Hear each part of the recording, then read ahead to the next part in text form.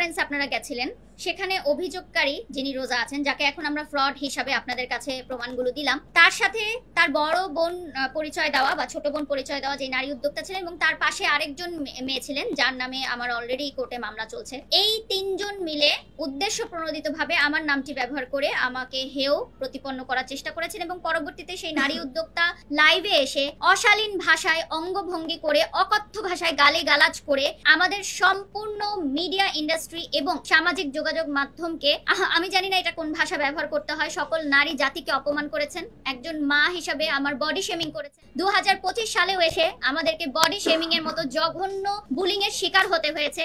আমার মানসিক স্বাস্থ্যের কথা চিন্তা করে আমি আজকে এখানে এসেছি যে এই ধরনের নারীরা যারা সামাজিক যোগাযোগ মাধ্যমে বুলিং করে থাকেন এবং এইটাই এস্টাবলিশ করে থাকেন যে বুলিং করার মাধ্যমেই রিচ, ফেসবুক রিচ এবং ফেসবুকের ভিউ বাড়ানো যায়, তাহলে আমাদের পরবর্তী জেনারেশন বা সমসাময়িক যারা আছে তারা এটাই ধরে নিবে যে আমরা সামাজিক যোগাযোগ মাধ্যমে আর কোনো ভালো কাজ করব না, তাহলেই কেবলমাত্র আমাদের প্রচার প্রসার হবে, ভিউ হবে, আমরা ভাইরাল হব। বিভিন্ন জায়গায় ছবি সহ প্রকাশ করছেন ওই ভিডিওগুলো, ক্লিপ কেটে কেটে তাদের স্টাফরাও যুক্ত হয়ে বিভিন্ন অঙ্গভঙ্গি করে দেখানো হচ্ছে। লাইভে এসে সরাসরি বলেছেন যে ব্র্যান্ড প্রমোটারদেরকে টাকা দিয়ে ভাড়া করে কিনে এনে চাকরের মতো খাটায়। যারা মডেল, যারা নায়িকা, যারা হচ্ছে আমরা যারা ব্র্যান্ড প্রমোটার, তাদেরকে ভাড়া করে টাকা দিয়ে নিয়ে এসে চাকরের মতো খাটানো হয়। তার মানে কি আমরা যারা আছি এখানে উপস্থিত আমরা সবাই চাকর? যারা জব করছেন তারা সবাই বসের আন্ডারে চাকরের মতো খাচ্ছেন টাকার বিনিময়ে? আমার জিমের ইনস্ট্রাক্টর সহকারে আমাদের অঙ্গভঙ্গিগুলো করে দেখানো হয়েছে।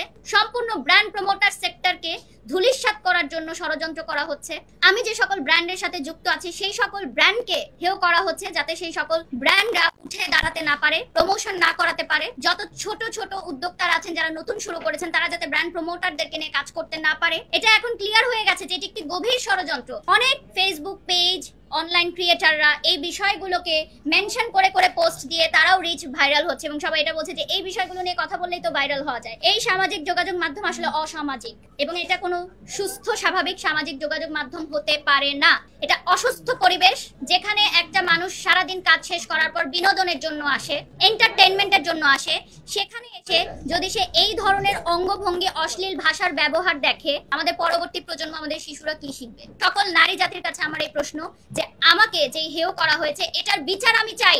আমি আজকে শক্ত মনোভাবে আছি বলে, ট্রমা কাটিয়ে উঠতে পারছি বলে আমার মতো আরেকটা মেয়ে পারবে এরকম না।